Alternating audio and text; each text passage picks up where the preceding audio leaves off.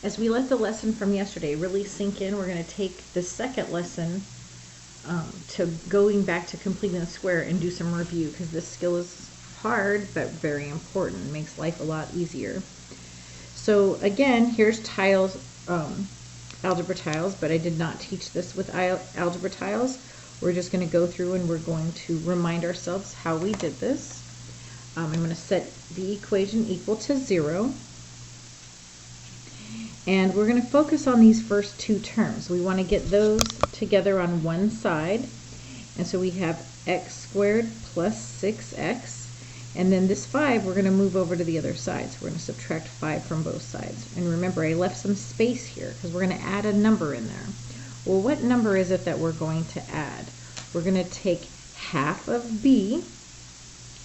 Right? Half of b is 3. And 3 squared is what we're going to add in here. So we're going to add 9 on this side and add 9 on this side. Once we add that perfect square in there, that allows us to write this left side as x plus something squared. And what goes in that parentheses? That half number. That's why we remember what that 3 is, equals, and negative 5 plus 9 is 4. Now we can go through the steps of solving this, and we take the square root of both sides, and the square root and the square cancel each other out, so you get x plus 3 equals plus or minus 2. So we have x plus 3 equals 2, x plus 3 equals negative 2. We're going to subtract 3 from both sides, and we get negative 1 on this side, and on this side we get negative 5. So we get x equals negative 1 and x equals negative 5. Remember, that tells us where the parabola is going to touch the x-axis. So if I were to draw it, here's negative 1, 2, 3, 4, 5, negative 1 and 5. We know those are going to be our x-intercepts. Let's do the next problem. Again, this is set equal to 0, and this is the number that I want. So I get x squared plus 2 equals, we're going to add 5 to this side.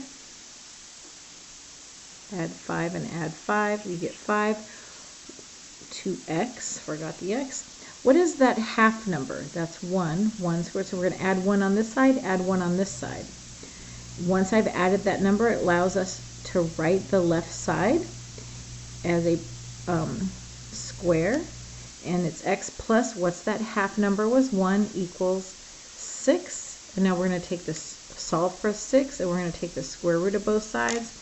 And we get x plus 1 equals plus or minus the square root of 6. I'm going to leave that answer in radical form. Subtract 1 from both sides, and you get x equals negative 1 and radical 6 are not like terms. So I'm going to just write it in this form right here.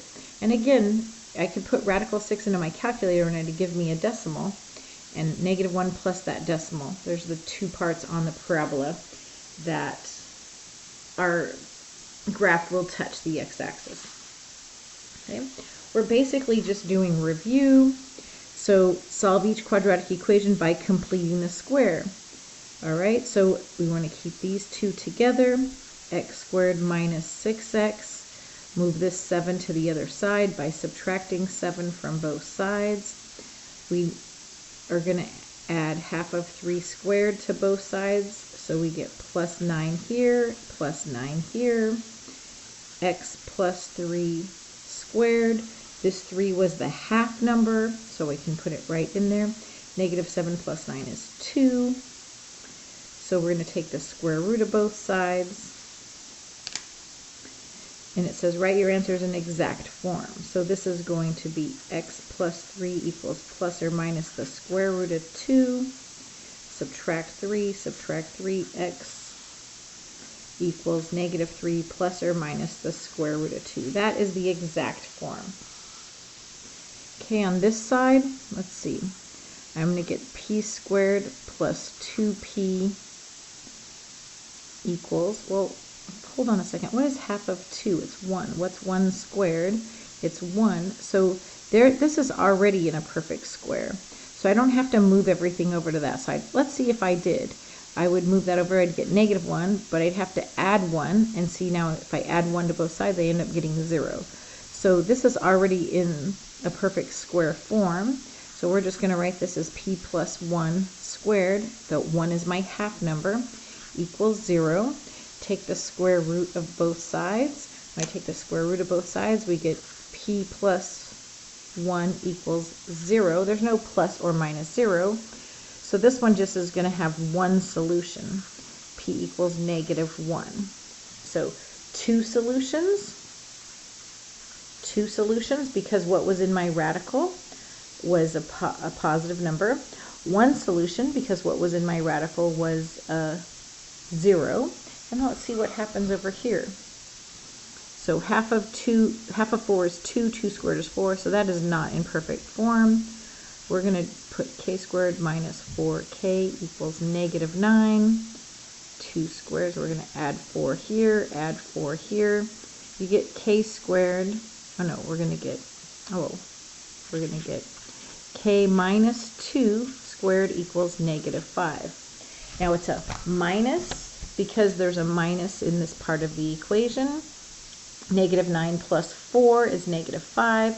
I'm going to take the square root. Now remember, before week 12, we did not know how to deal with a negative, but now we do. So we're going to get k minus 2 equals I radical 5. I can't simplify radical 5, plus or minus. I'm going to add 2 to both sides, and we get k equals 2 plus or minus I radical 5.